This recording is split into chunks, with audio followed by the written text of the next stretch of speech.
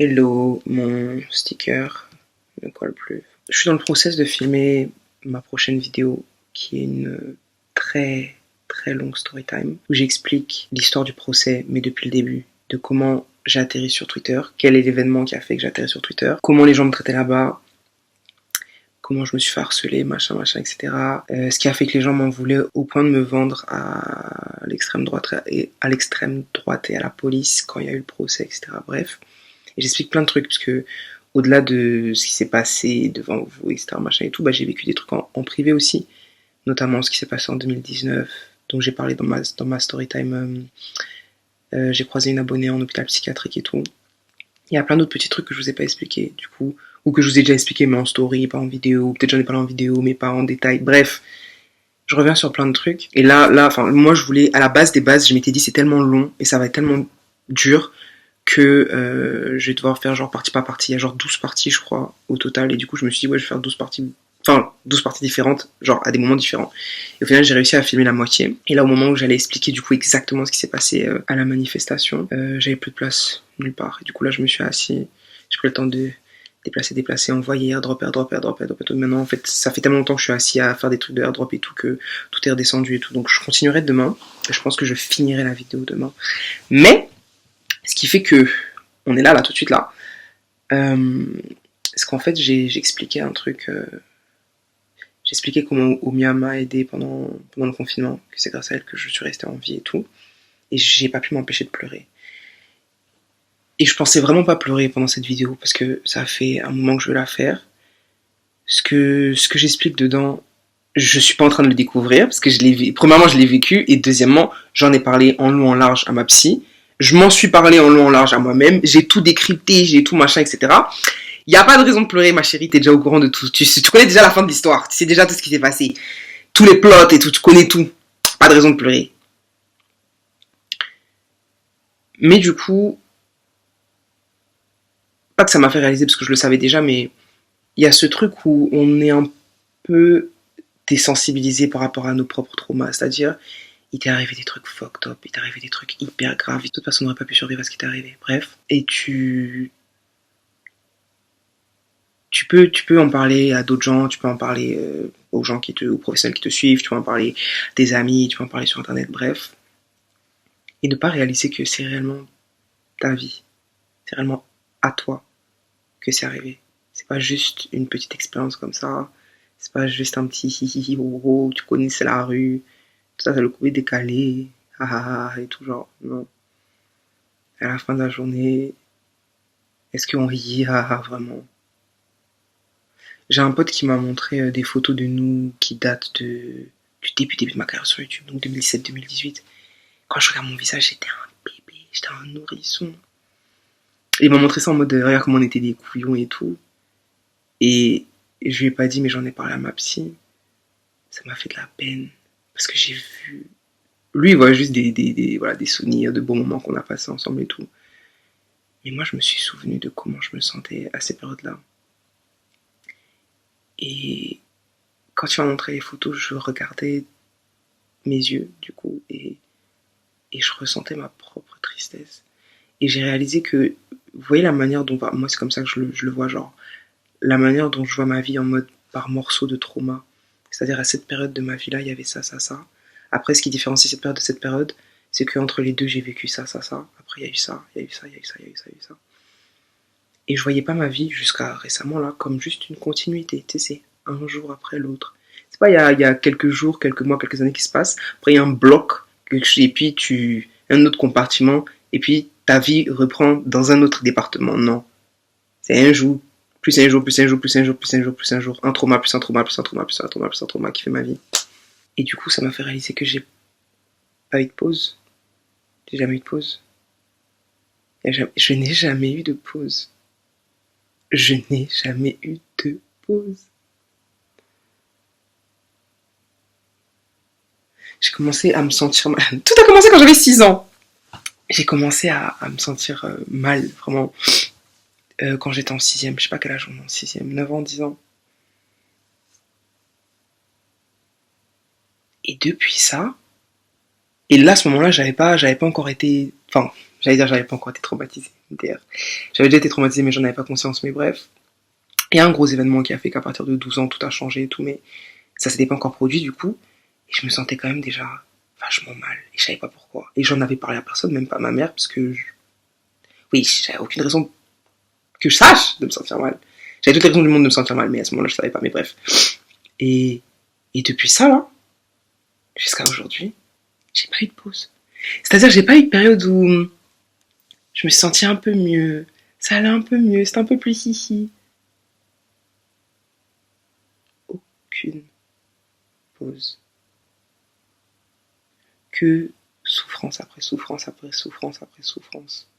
Que s'accrocher, s'accrocher, s'accrocher, faire de son mieux, demander de l'aide, utiliser les outils qu'on peut, machin, la thérapie, self-development, machin, se confier aux gens, c'est monté, c'est descendu. J'évite de vous dire des choses comme ça parce que j'ai pas envie que vous perdiez espoir. Genre quand je parle de ma santé mentale et tout, je vous dis ouais, genre ça va pas et tout, mais ah tu connais un jour ça ira, et tout machin et tout, mais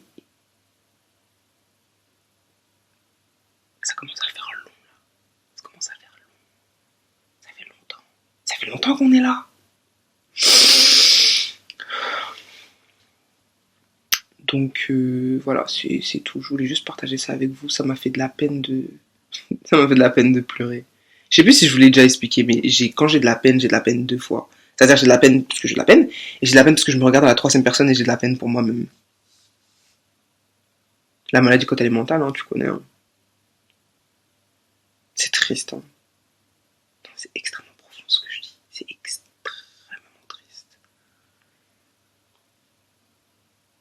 C'est fou parce que il y a des gens là, la manière dont je suis en train de vous expliquer les trucs là, il y a des gens, ils se posent pas, ils n'ont pas tous ce style de problème là, ils se posent pas ce genre de questions, ils sont pas dans ça eux. Eux ils vivent le moment présent, ils existent, ils font leurs choses. Ils se lèvent le matin, ils font leurs trucs, prennent leur petit déjeuner, ils vont au taf, ils voient des gens, ils voient leur famille, ils lovent, ils voient leurs enfants, ils voient leurs animaux de compagnie, ils font leurs trucs, ils font leur sport, ils font leurs trucs,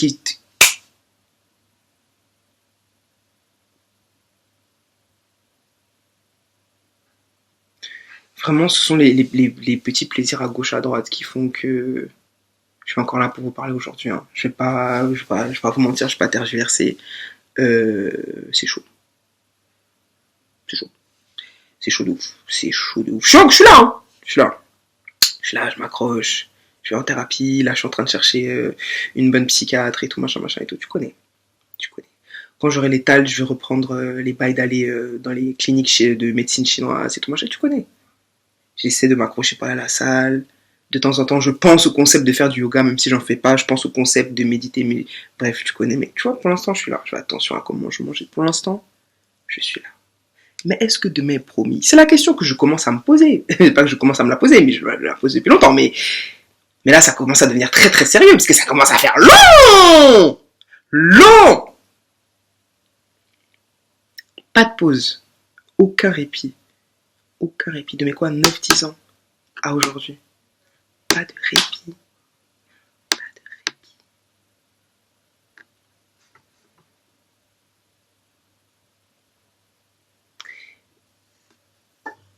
Si c'était pas pour... Si c'était pas à cause de la possibilité de chanter et de partager ça avec le monde, et il y a longtemps, vous étiez venu manger à mon enterrement. Il y a longtemps.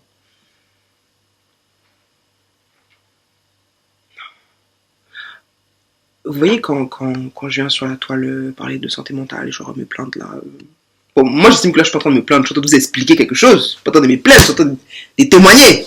Il y a toujours des gens pour dire oui, toi t'aimes trop ça, t'aimes trop pleurer, t'aimes trop te plaindre, t'aimes trop être négatif, c'est monté, c'est descendu, je sais pas quoi, etc. Et en fait, je me dis, bon, déjà, premièrement, ces gens-là sont extrêmement stupides, mais au-delà de ça, ils sont tellement privilégiés sans en avoir conscience. Si je pouvais enlever un petit pourcentage de ma souffrance et la donner à ces gens-là, juste pour qu'ils expériencent ce dont je parle 2 secondes et qu'ils me fichent la paix, ce serait quand même pas mal. Une cuillère à café, même pas une cuillère à soupe, cuillère à café de ma souffrance. Je leur donne, ils vivent la chose, et après ils me font le retour. Ils viennent, ils me font un petit compte rendu. Nad, je suis vraiment désolée, je savais pas que c'était comme ça et tout, machin et tout. Tu m'as donné qu'une cuillère à café, mais j'ose pas imaginer tout ce que tu subis et tout. Je suis vraiment désolée et tout.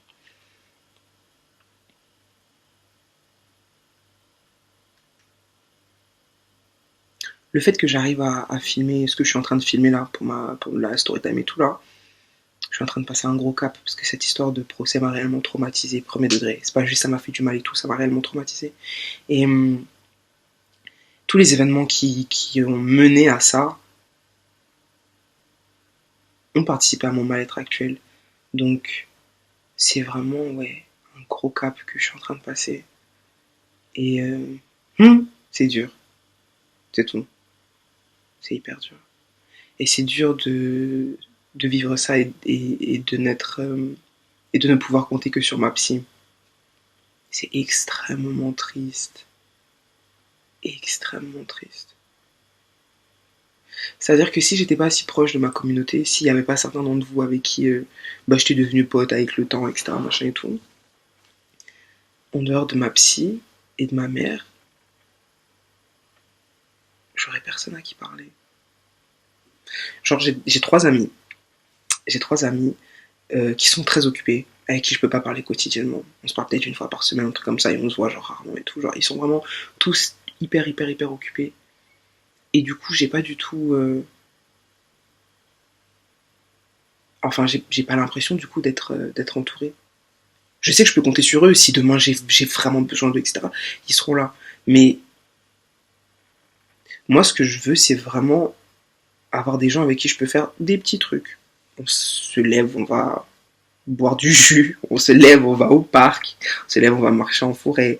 Et ça fait tellement longtemps que je ressens le besoin de faire partie d'une communauté avec des personnes avec qui je peux faire des trucs hyper importants et des trucs beaucoup moins importants, des trucs légers, des trucs pas... Comme je vous dis, on se lève, on va boire du jus. C'est tout. T'as fait quoi aujourd'hui? Ah, t'as fait ça, ok cool, moi j'ai fait ça, ok cute.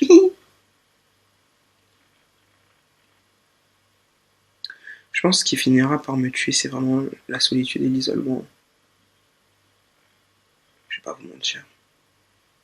J'aime bien donner des conseils aux gens. Oui, si vous vous sentez seul, allez sur Internet, il y a plein de gens comme vous. Vous allez sur les forums, gna. Mais la vérité, c'est que ça change. C'est pas comme voir les gens en vrai, dans la vraie vie, en face à face.